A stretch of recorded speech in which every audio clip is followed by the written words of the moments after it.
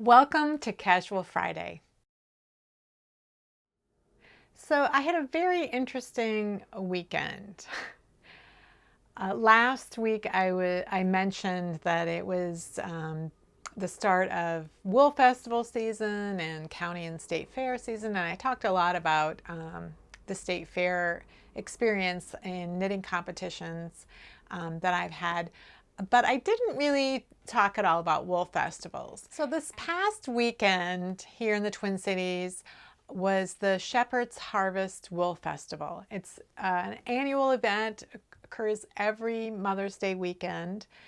I hadn't been for years, and so this was my first year back in quite a while, at least 5 years, possibly 8. When I came back to knitting in 2005, I'd been on this 5-year knitting hiatus.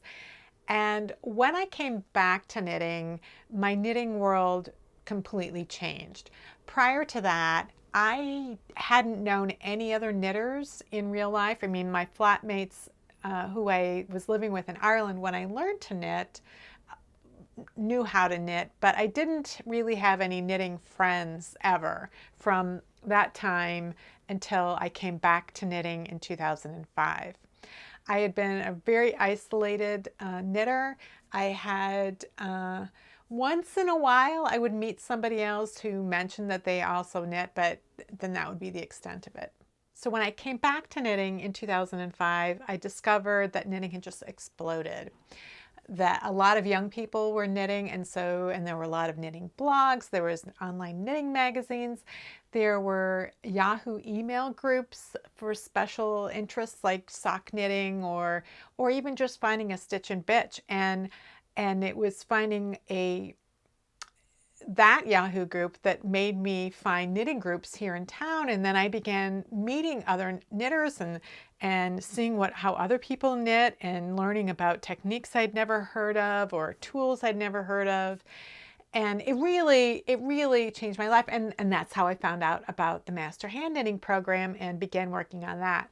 So I've mentioned before that, when I'd taken this hiatus because I was working really hard on writing fiction, and I lost my writing voice, and I was struggling. I hadn't been able to finish a book, and I was feeling really bad about it. And so I'd returned to knitting to remember what it was like to feel creative for the sake of being creative. So I was very careful with this Master Hand Knitting program to protect the work and to make sure that, above all, that I kept knitting, regardless of whether I continued or finished the Master Hand Knitting program. But I was very conscious of the fact that I hadn't finished a book, and I didn't, my perception of myself was that I was someone who couldn't finish things. And so I wanted to protect the knitting, and I wanted to protect my goal of working on the Master Hand Knitting program.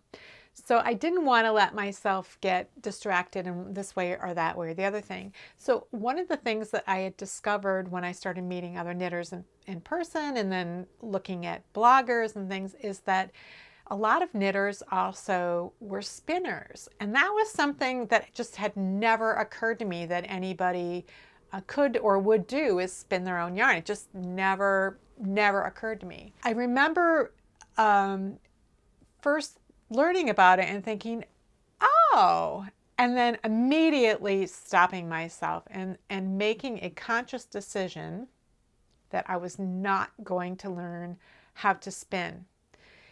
Because when I get interested in something, I throw myself into it. I get very obsessive about it. And I didn't want to use learning all about spinning as a way of distracting myself from committing myself just to really getting to become a good knitter, and whether or not I finished the Master Hand Knitting program. I just didn't want to let myself get pulled away like that.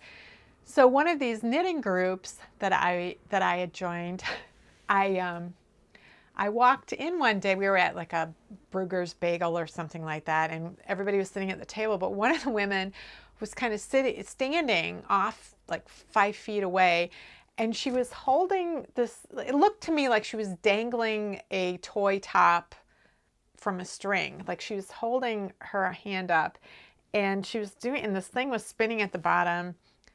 And I said, what is she doing? And somebody said, oh, she's spinning. She's using a spindle to spin. Now, didn't know anything about spindles. But as soon as I realized she was spinning, I put my hand up and I turned to the side like this and just started talking to the woman next to me. I said, I am not going to learn to spin. I'm avoiding it. I have to. And she laughed and she's like, oh, I'm the same way. She's like, I don't want to know about it, but I know that eventually I will learn to spin. And sure enough, within about 6 months, she'd bought a spindle or two. She bought her first spinning wheel, and then she bought her second spinning wheel, and she was doing all this spinning. And I did not want to go there. So I never really read much about spinning yarn or learning much about how yarn is constructed, except as I needed to in terms of when I'm looking at a completed yarn, you know, what am I looking at? How is it constructed? But I did sometimes have difficulty understanding the explanations for how certain yarns were spun, like worsted spun versus woolen spun. I would read these descriptions and I just didn't really get it. And I didn't want to make that much of an effort to understand it because I didn't want to get sucked into spinning. So this knitting group that I was in, where there were at least a couple of spinners, that was also when I was joining knitting groups where I began to realize that most knitters also do other creative activities. A lot of them sew, or they quilt, or they might garden, or they dye their own yarn, or some of them spin, or there's usually multiple things that people do. They don't usually only knit. And I was delighted to find this, like that just you'd go to a knitting group and it would be September and people would be talking about the Halloween costumes they're going to be making for their kids. And I was like, oh, thank you, because I made my kids' Halloween costumes. Partly because I enjoyed it. It was the one thing I would sew every year. Partly because I had a kid with severe eczema and she could only wear cotton. And so store-bought costumes were polyester and really irritating. And my kids really like to play dress up. So if I made costumes, they could withstand a lot more wear and tear than the store-bought costumes. But I'd go to the kids' Halloween parties at school, and I'd look around. It was clear that I was the only one who had made their costumes, and they were good costumes. It's not like, oh, my poor kids were wearing homemade costumes. It was just that, oh, I didn't have anyone to talk to about making costumes, but so there's just another thing that I did that I didn't have anybody else to share that with. So knitting groups really opened my eyes to the fact that you make one thing, you're probably making something else.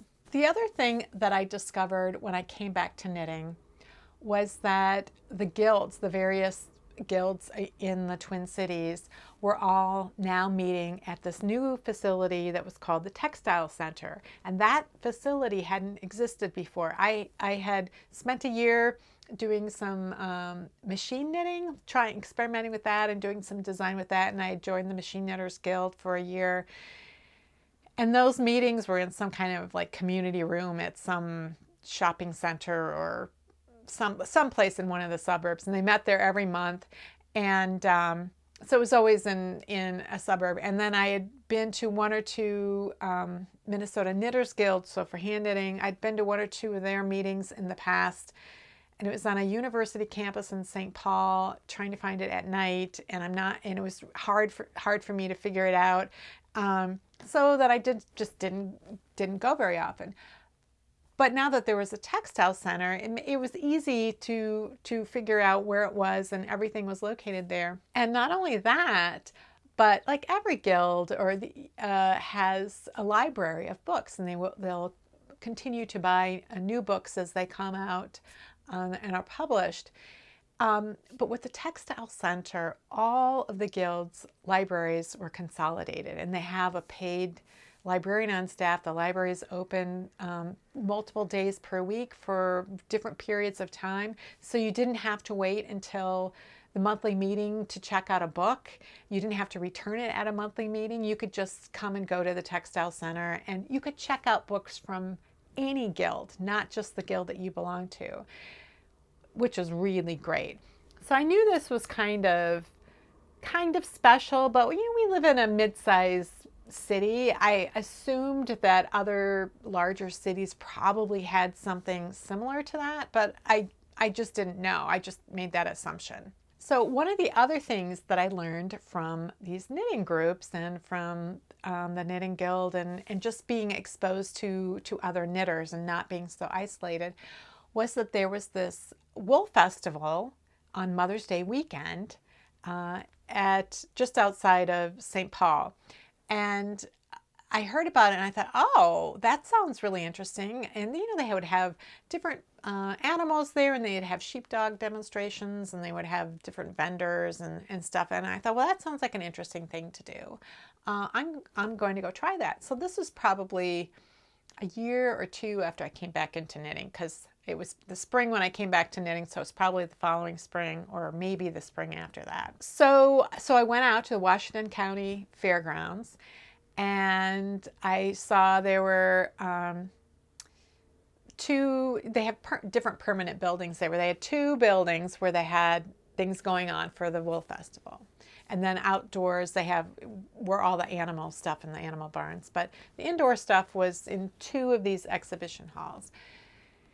And they had everything in there. So they had vendors that were like independent dyers were selling their yarns, and there were knitting related or fiber related vendors like that sold baskets or soaps or different tools, all different kinds of things. They had some kind of one year they had this I think it was like a wool to shawl event going on, so that they would have the raw wool or the processed wool, and the spinners would spin it up, and it was sheep to shawl, that's what it was called. And by the end of the day, they were going to have the shawl all in one day, and everybody's going to work together. So they have a competition for sheep farmers with their fleeces, and they get judged. And then when the judging is done, they have a silent auction where you can bid on these bags of fleece. Well, I had made a decision that I was not going to learn to spin, so I didn't pay a whole lot of attention to things like the fleeces that were for sale or the spinners. I kind of watched from a distance. I did not want to touch a spinning wheel. I didn't want to watch somebody spin to see how they did. I didn't want to do that. So I'm walking through all these vendors, and there was somebody who had like an alpaca farm, and I think this was before like my yarn shop was carrying any kind of alpaca. It would have been early on in the alpaca craze, I think. So it was like, oh, an alpaca farmer, and they've got yarn for sale. And so I was looking at it, and I thought, okay. I said, well, what yarn weight is it? And the man said, well, it's a sport weight. Well, I don't ever knit in sport weight yarn, but that's what they had. And it was in a beautiful natural color. I don't knit in this kind of natural brown, tan, camel color type of thing. I don't knit that color for myself. I don't wear that color. And it was in a weird, amount of yarn, like 400 or 500 yards. And I didn't know what I was going to make with it, but I bought the yarn. And then another woman had these exotic fibers, and so she had this New Zealand wool and possum blend yarn. So I bought 200-gram balls of that, thinking maybe I'd make a hat. So this was a good 10 years ago. I still have both of those things. This is the place where I learned that impulsively buying yarn when I didn't know what I was going to do with it was a mistake. So I did go back to Shepherd's Harvest a couple times after that. One time, the shop where I taught had a booth there, and I stayed in the booth all day with another person who worked at the shop. And one time I went out there. It was Mother's Day weekend. I went out there with my family, and I didn't go in the barns at all, the exhibition halls at all. We just looked at like the sheep the sheepdog doing those kinds of demonstrations to see what they did. And then after that, I never went back because I'm not a spinner and a lot of the stuff is aimed at spinners, and I can't buy yarn for stashing. I'm terrible at it. But now it's been 5 or so years since I finished the Master Hand Knitting program, and I'd kind of gotten in this rut, and which I've been working on getting out of this year.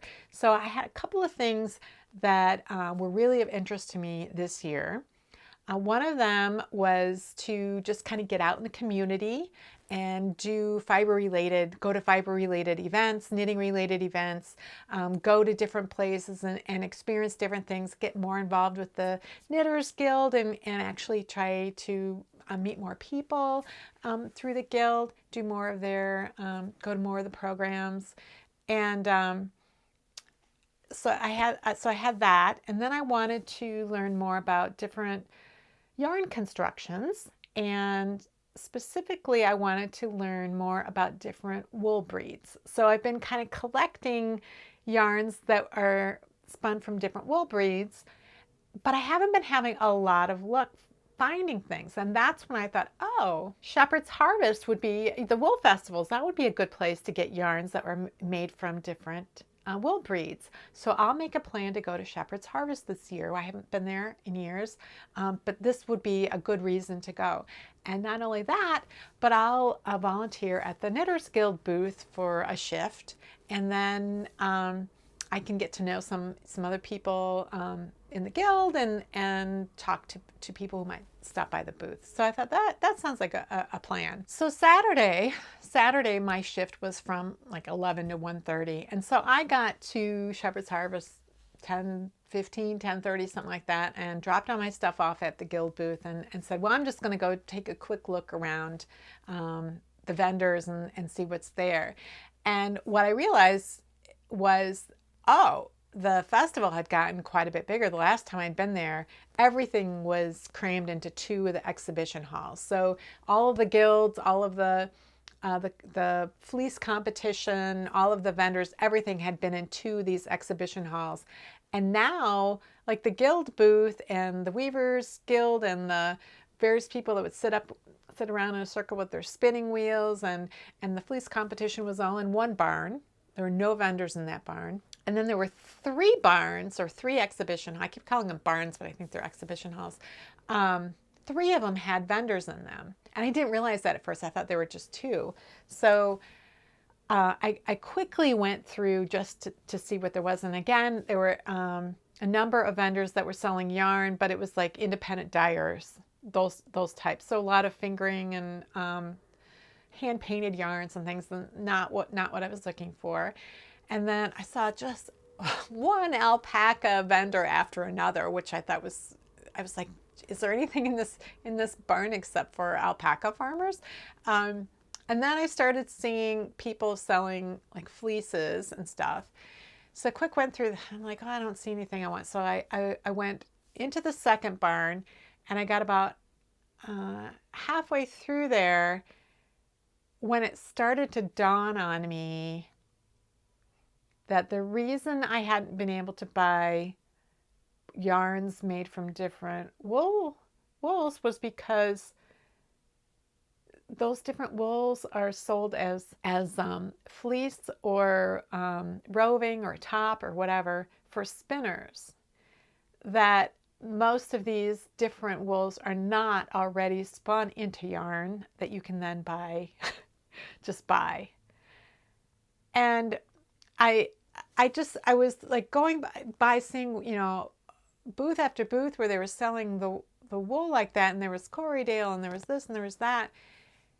And it just came to me. I'm like, oh, and so then I walked into this one booth and I looked around and I saw that there was a table in the booth, in the back of the booth. It's a booth that you can walk around in. So there was a table in the back, and I saw these things like this just laying on the table.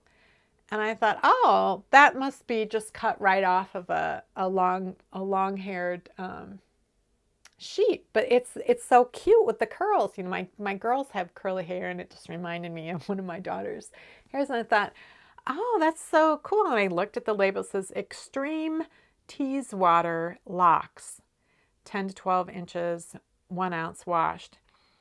And so I was looking at it, and I thought, that's cool. And then I see this other one next to it, and it's this one. So there are some of those kind of locks, you know, curls, but it's just wavier. And then it has all this like brown fluff or gray fluff here. And I was like, well, what is that? And so I look at it, Extreme Icelandic Locks. And I'm looking at this, and I'm like, oh, this, I have been reading recently about qualities of different wools, and I've been reading about Icelandic wool because I met a teacher at Yarn Over named Lars Rains. He's a designer. He only knits with Lopi yarns, Icelandic wool yarns, and he does more like modern takes on Icelandic sweaters and stuff. And so I've been looking at his stuff, and then I hadn't knit in Icelandic wool yarn in years. And so I was looking at the qualities of the yarn, and one of the websites I'd looked at talked about how Icelandic wool, sheep were really adapted to their harsh environment. They had this kind of glossy outer coat that's water resistant, and then they have this soft, downy, insulating undercoat that's really, really warm. And here's Herbie. So I was looking at this, I'm like, oh, I get it now. Because when you look at the yarn, you can't see that. And so that dawned on me. And the woman whose booth it was, she came over to me, you know, can I help you? And I said, well, I made this decision years ago that I wasn't going to learn how to spin. But I did want to learn more about different wools. And I wanted to buy yarns made from different wools, but I'm starting to realize that you have to buy the wool and then spin it. Like she's like, yep. And I was like, so it was like, I was kind of, you know, my head was spinning, with this realization. And I said, this is so interesting to me, to see these curly locks and to understand what they're talking about. So she turned away from me, and she had these bags of wool there, and she pulled some out. So she pulled out of this bag this little thing. I'm going to see if it'll focus. Will it focus? Well, I'll film it overhead, but it's like this really wavy piece of wool. And I looked at it and I said, oh, it looks like it's been curled with a crimping iron. And then I'm like, oh, that's what they mean when they talk about wool has crimp. It's like one revelation after another. And so this is Corriedale. And so it's got like this little wavy, it looks like it's been curled with a crimping iron. This is Corriedale roving. So this is just smooth. So it doesn't resemble anything, the wool as it came off the sheep. And roving always looks like this to me. And so these descriptions of these different wools never made sense to me. So she pulled out another little piece of wool, and these are not called locks because they're not super long. They're just part of the fleece. They're a much shorter staple. So this one is called Coopworth, and it has a crimp too, but it's a much wider crimp. And so then she said, in merino wool, which is very fine, has very fine crimp to it. And so I was like, oh, so the longer ones are a little coarser and they're stronger. And, the ones with the crimp maybe are more elastic. I was just starting to put things together.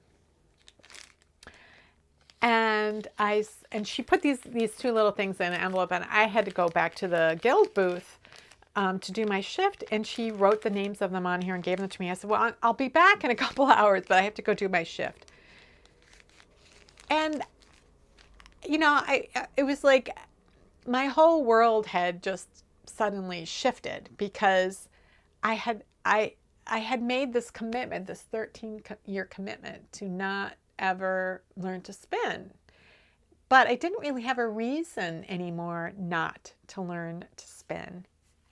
So after my shift was over, I went back and I bought the Icelandic wool and the Teeswater wools, and then I bought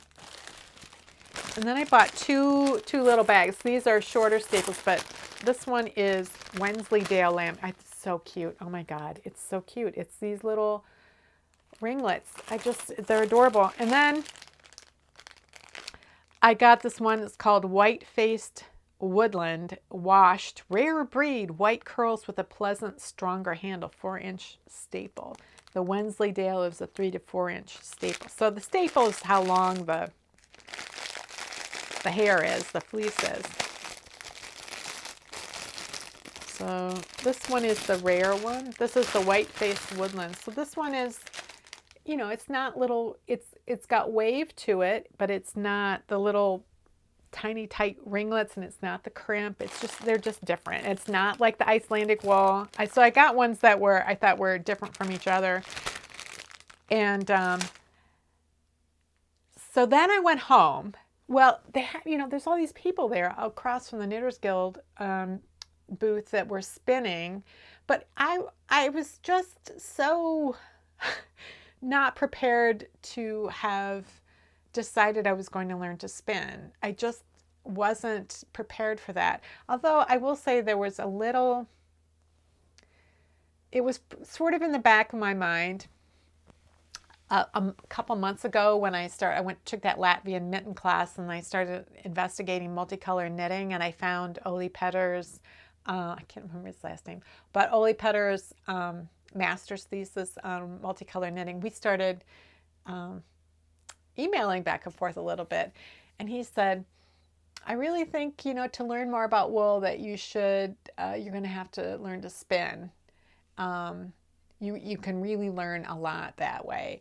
And I was like, oh, no, that's never going to happen. So I think the voice of Oli Petter was in my head when I was confronted with these totally different fleeces that were in front of me. Because before I'd only ever seen them in bags, and I just really hadn't looked individual. I think it was having these locks sitting there on the table that drew my eye and made me go, wait a second, what? So I was at Shepherd's Harvest, surrounded by people who know how to spin and who are spinning. And I'm a little shy to talk to anybody about it. And I didn't see like a Spinners Guild booth. There was a Northern Lights Spinners Guild, but they're up north. I was like, isn't there a Twin Cities Spinners Guild? Like, I couldn't find, and there was nobody like sitting at a table where I could just go up and talk to. And so I felt weird. And I was just, my head was just like, what? So I went home and I started Googling, and I Googled spinning lessons near me. Now, I have a very long and intimate relationship with Google. It knows me well enough that sometimes I can type 2 letters, and not only does it know what the entire word is, it knows the entire phrase that I am planning, that I'm wanting to search on. So I Googled spinning lessons near me, and I get these results. And I'm like, what? All these fitness centers? I'm like, what the heck is this about? And then I realized, oh, there's this exercise thing called spinning. People are on these crazy exercise bicycles. And I'm like, again, Google should know me well enough. I have never once gone online looking for any information about exercising, but I am online all the time searching for information about yarn and wool. So I don't know where it came up with this crazy idea, but so then I had to try to figure out, well, how am I going to find yarn spinning lessons near me? And I've known in the past of different yarn shops that also sold spinning supplies, but the 2 that I knew of are no longer in business. So I didn't know who else sold it, because I don't pay attention to that when I'm going to those shops. I don't want to know about it. So, but now all of a sudden I did. So I'm looking and looking, and I realized, and then I discovered that the Weavers Guild is not just for weavers, it's for spinners and dyers. And I thought, well, that's interesting. Now, I always knew that a lot of knitters also spin and that they also dye yarn. And it should have been obvious to me that weavers would be the same way. But I think it just surprised me to find all three of those in this one guild, the Weavers Guild. So I started looking at them. I'm like, geez, they're really like set up differently than the Knitters Guild. They have, and I started looking and looking, and I realized that like half the textile center is the Weavers Guild space. So they have like a couple or two or three different studios or classrooms, but they have looms and they have spinning wheels and they have a dyeing lab so you can use their equipment. They have all different kinds of spinning wheels you can use there, or you can rent for a day or for 2 weeks or whatever. And then they have classes there. Like the Knitters Guild doesn't do that. We have yarn over, so it's like a once a year thing. And we do things at programs where we're teaching people things, but we don't set up classes. So it was just so different. And it wasn't like the Machine Knitters Guild wasn't that way either years ago. So that was a different experience. So I looked and they have a beginning spinning class on the spinning wheel starting in June. So it's 3 weeks, 3 hours each evening. So that's 9 hours of instruction. It's like $81 for members. It's more than that if you're not a member. So I joined the Weavers Guild because why wouldn't I? But I started to read more about the Weavers Guild. I think it must be the oldest guild of the textile guilds in the Twin Cities. It was started in 1940, and there was like a handful of women who were the founding members of it, including a woman named Hilma Berglund, who was the daughter of these Swedish immigrants. She was born here in Minnesota in like 1886 or something. And she went to art school, and she was a professor at the University of Minnesota, and she taught at different art institutes around town as well. And so the Weavers Guild initially just met in people's houses and stuff. But, weaving, if you want to teaching people, you have to have a place, like, especially if it's a floor loom. So it's like equipment. And so eventually they found a shared space somewhere like in the 50s. They had a shared space with some other group where they would teach classes and things. So they were involved in teaching classes early on. And then eventually they were growing and growing, and they got their own space, like that they didn't have to share. I think it was like at a YMCA or YWCA somewhere, and they had that for a while. And then they moved to different locations over the years, and then weaving had a huge boom in like the 60s and 70s, and then Hilma died in 1972. But so the Weavers Guild has been this huge force, and then in the late 70s and on, as weaving kind of became less popular, they apparently that's maybe when they started joining in with spinners and dyers and things like that. And then in 2001 is when the Textile Center formed. And so they were like they were the first, they were like an anchor tenant of the Textile Center. So they were instrumental in getting the Textile Center formed, and then bringing all the other guilds in there. And so that's why they have all the space. It's just so different. I never really understood how the Textile Center formed. I'm going to have to find out more about it and now that, I've been reading more about it, I knew that it was great that we had all of our libraries together, and it was a great, great thing. It turns out the Textile Center has the largest textile library in the country. And it kind of makes sense because the guilds have all, contributed to it. But I just hadn't thought about it. And now I'm starting to wonder if there's other cities that have textile centers or things like the Textile Center in them. I'd love to know if anybody else lives in a city that has something like that. I'd be really interested, because I just didn't appreciate the uniqueness of the textile community that we have here in the Twin Cities. I knew that there were a lot of knitters and a lot of people who do things with textiles, because we have long winters. You got to do something. So I knew that, but I had no idea. So in the meantime, uh, I started looking for videos just so I could understand term. I'm reading things because I've spent so long intentionally not learning about some of this stuff that the terminology is just kind of overwhelming.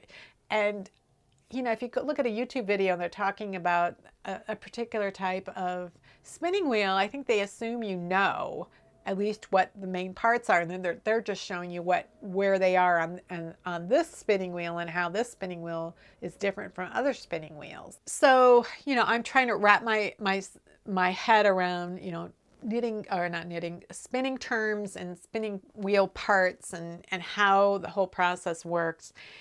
So I have like 3 weeks before my spinning class starts, and so I'm just trying to learn what I can just about just general terms, because otherwise I'll be told all of these things and I'll have no context for them and I won't be able to remember. I have to have some kind of basis of understanding in order to learn anything new. When I'm learning something completely from scratch, it's really hard to kind of anchor myself and then build from there. So that's what I'm trying to do. So I thought, okay, I'm going to buy a spindle and just get the hang of what you do to like draft the wool, like so that so I went out. There is a shop that sells spinning supplies here at StevenBe here in the Twin Cities. And they have a fiber loft. They have an upstairs I'd never been to before. I had no idea what even existed. So I bought a drop spindle and I bought a couple of ounces. I bought a couple ounces of wool. I wanted to buy just a natural color, but it's StevenBe, and they, you know, it's like every color of the rainbow, but no natural color. I tried last night my spindle. Let me show you my spindle. So I got it. It's a called a top whorl spindle. This is called a whorl. So you can either have spindles that are this way, or you can have one where this disc is down at the bottom. And so I've been learning about things, and getting an appreciation from a teaching perspective about how to teach to somebody who maybe doesn't know anything, because sometimes they're glossing over. They just gloss because that it's such a basic thing they don't even think of telling you. So I tried last night I decided I'm going to try 15 or 20 minutes an evening, just practicing with the drop spindle and see if I can, you know, get a little bit of things figured out, so that once I start on a spinning wheel, it's going to be very different. It's going to be hands and feet and whatever, that just at least I have some muscle memory for doing some of the things that are involved in preparing to spin. So what I think I want to do, I'm going to film myself each evening for that 15 or 20 minutes, so that I just had kind of a record for myself of the problems that I'm having. I just think it'll give me a good perspective as a knitting teacher, even to look at what is overwhelming and new, and like what it is that people new to the craft absolutely do not know, and what it's essential to tell them. Because there's just so much to learn. When there's so much to learn and you're aware of how much there is to learn, and even when you're not aware of how much there is, it still seems like an overwhelming amount to try to absorb. So that's what I'm going to try to do, and then we'll see how I progress over the next week with my couple of weeks with my drop spindle. So, you know, Shepherd's Harvest is the place where I learned not to impulsively buy yarn. But it's also the place where I impulsively decided I had to learn to spin. So I really think that was a life-changing moment for me. We'll see, but I'm pretty sure that knowing myself, it's going to be an interesting and fun summer for me, learning to spin. And we'll see if I end up with a spinning wheel. Who knows?